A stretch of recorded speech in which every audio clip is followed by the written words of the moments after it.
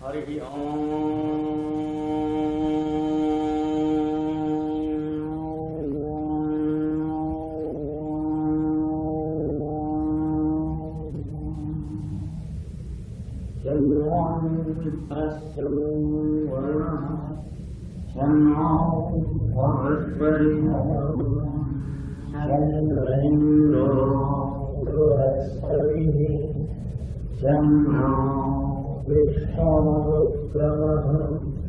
Namo Brahmane Namaste Vayu Tvameva Pratyaksham Brahmasi Tvameva Pratyaksham Brahmasi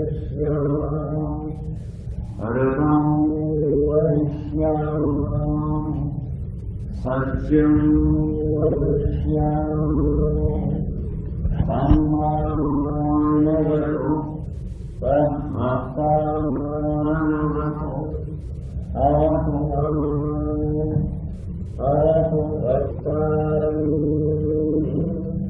Om Shanti Shanti Shanti. Brothers and sisters who have gathered here, I thank you all for the sweet presence you have here. I am expected to speak something about the soul and its progress.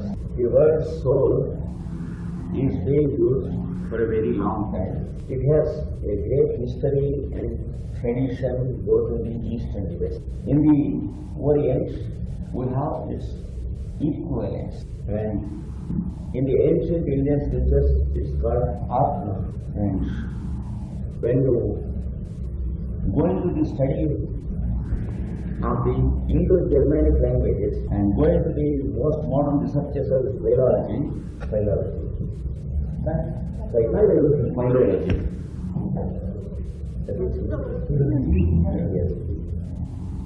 if you go into the researches of the philology, you will understand the word Atma and the word Adam in the Holy Bible and the word atom in the scientific literature. They all come from the same root, same tradition of meaning and same symbolism. We see many spiritualists speaking of the soul. People say, I have this and I meditate upon this soul. Some people say, I have seen the light of the soul, and that their eyes are dancing to see it, just as when we see at the time of the lightning, and they experience the light of 1,000 lightnings. Some people say that they have seen a soul going in darkness. When a person who is near and dear has recently died, and when the persons who are very much affectionately attached to the dead person, when sometimes they go in darkness, they feel that they have seen the soul. They say, we have seen the soul of the dead person going in the darkness. Like this, we have many methods of using the word soul. People say, I have seen the soul going out of the body and I could take a photograph of it. Some people show you a photograph also, showing some light about the corpse.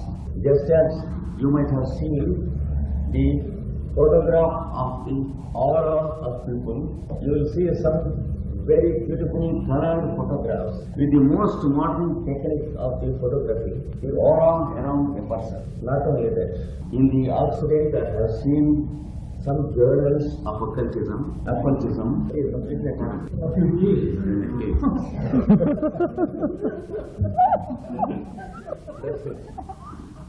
In English, it is occultism.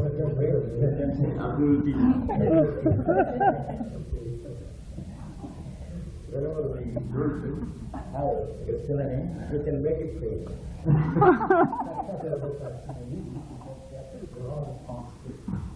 I have seen journals with photographs of the or of scorpions, serpents and lizards. Like that, there are strange conceptions about the soul, each conception depending upon the peculiarity of the person who understands it. But apart from all these things, there is a scientific way of understanding what is soul. There is a real understanding of the soul. Just as a counterfeit coin proves the existence of a genuine coin, that phenomenon from counterfeit coin, it proves the existence of genuine money. So also, the many misconceptions prove the existence of some truth. It is always true with everything.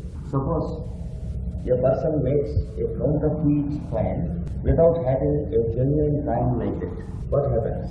History starts. He can deceive no one with that coin because there is no such coin existing. So people can deceive either themselves or others by making false representations of true concepts. Unless the true concept exists, a misconception is not possible. So let us try to understand from the true scientists and seers what they mean by the word soul. In an island, people were meditating a sentence, I have a soul in me. And Saint Paul went to that island. He corrected them by saying, don't meditate, I have a soul. Meditate, I am a soul and I have a body. Previously they were meditating, I have a soul. That means they understood something, some part of themselves as soul. They might have understood it as most important. They might have understood the most important of all the parts in them. But still they understood it as a part of themselves. Just as when we study anatomy, we can understand the presence of a heart in us. We may understand that it is the most important organ, but yet we understand it only as a part of us. Like that, they understood that there was a soul in them. And for the first time in the Occident, Saint Paul corrected him by saying, you should not meditate, I have a soul. You should meditate, I am a soul and I have a body. So, this is the first step of a correct understanding of the soul. Then, some people try to understand by studying the constitution. We have the physical body having the body system, muscular system, etc., which can be understood through the textbooks of anatomy. And nowhere in this body we can find a part which can be called soul. Just as we do not find anything like Kundalini in the spinal column or the chakras in the vertebral column. So, they denied the existence of soul, just as they denied the existence of Kundalini and the 6 chakras. But if we ask the same student of anatomy one question, do you find anything like mind? He says, no. Then don't you have mind?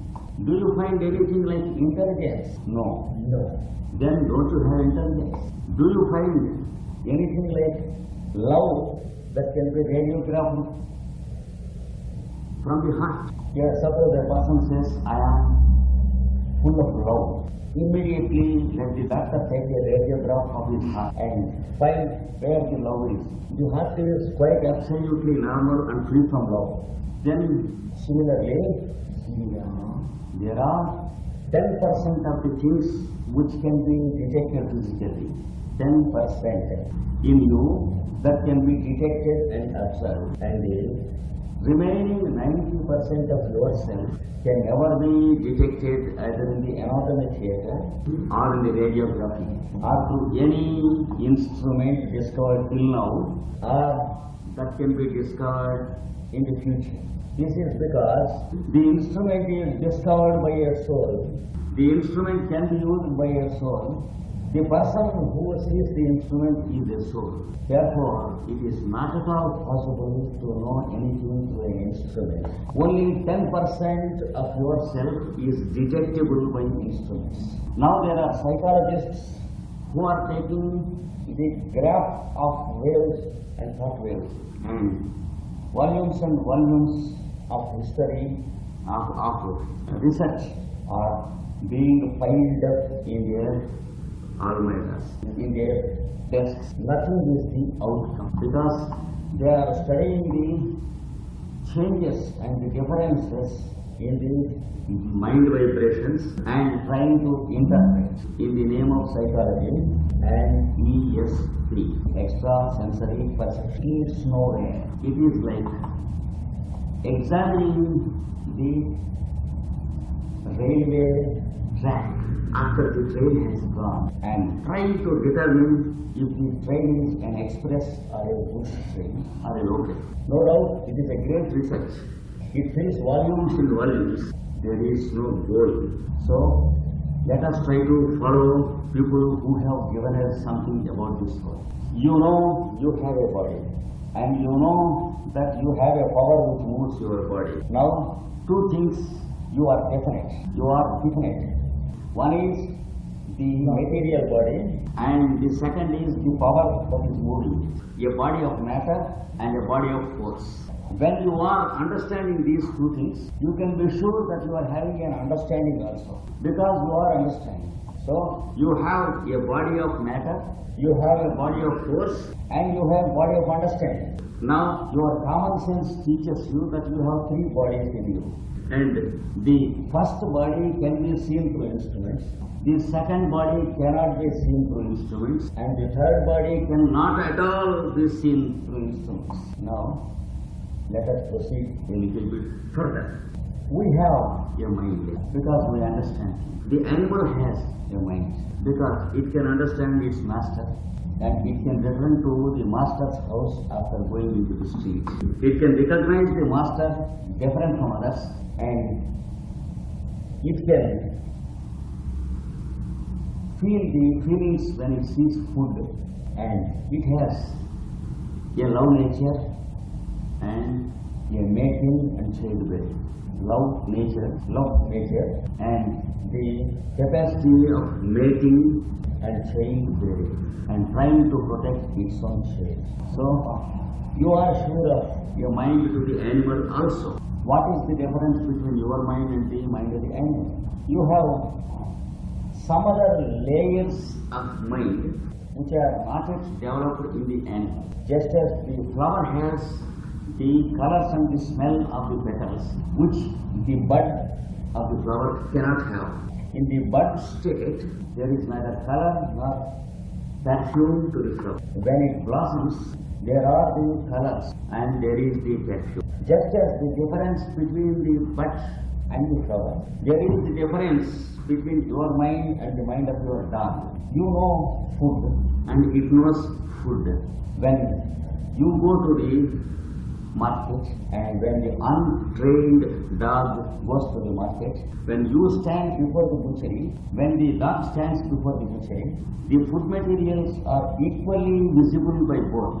The dog directly wants to pay, whereas you know you have to pay for it, purchase it, make it your own, get it home, sit at your table and then eat. There is a difference between the two minds. The finer layers in your mind are blossomed. They have blossomed because you have crossed the stage of the animal long ago, entered the human kingdom and have completed thousands of evolutions in the human kingdom. The result is the finer layers in your mind have blossomed. Now, you find the same difference between us and a more developed human being. There are two doctors. When we go to him, the first doctor, he questions you, what is the trouble? You may say diabetes and you may say insomnia. He asks you to take examination of all the parts and come to him with all the reports. All the reports of the examination. Then he sees the reports. Then he begins to prescribe medicines. The second doctor observes you, begin to understand something which you cannot express.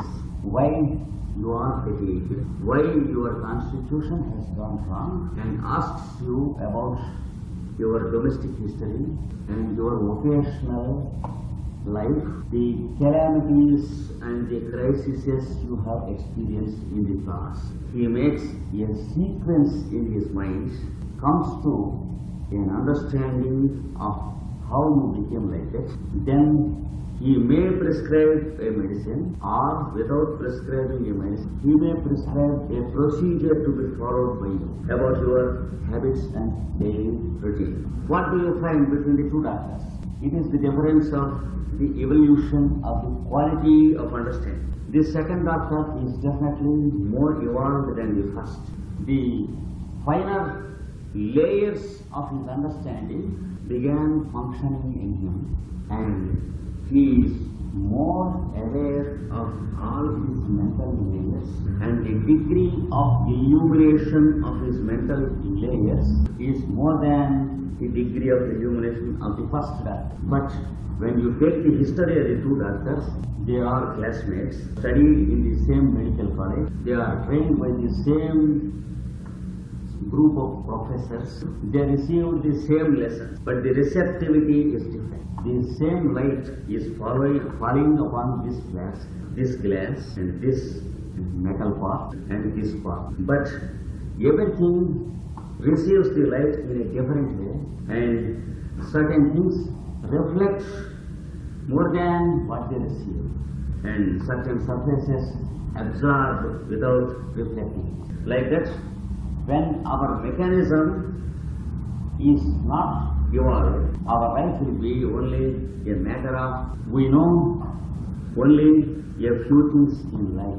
We measure and understand others only according to those few things we understand. If the other person is more aware of the environment, if he is more aware of our difficulties and troubles, sometimes we cannot understand that he is more aware, because we understand him only according to our own comprehension. So there is this difference in evolution, and the development of understanding is different. The surface of the mechanism of understanding becomes more and more when we begin to evolve more and more. So when we try to take all these points into consideration, try to understand ourselves, we find that we have three different bodies in us, as we mentioned previously: the body of matter, the body of force, and the body of mind. In the body of mind, we find many layers existing and working. One layer is working through the senses and trying to know what is there in the environment. It has 5 instruments working with it, the 5 senses: the sense of seeing, the sense of hearing, the sense of smelling, the sense of tasting, and the sensation of touch. With the help of these 5 instruments, the outermost layer of our mind, outermost of the mind, is receiving impressions from the environment and understanding the existence of everything around us. Another layer of mind is ordering parts of our body, the required things, with the help of the nervous system. Just as with the help of the telephone wires, we are telephoning to our agent to do the business.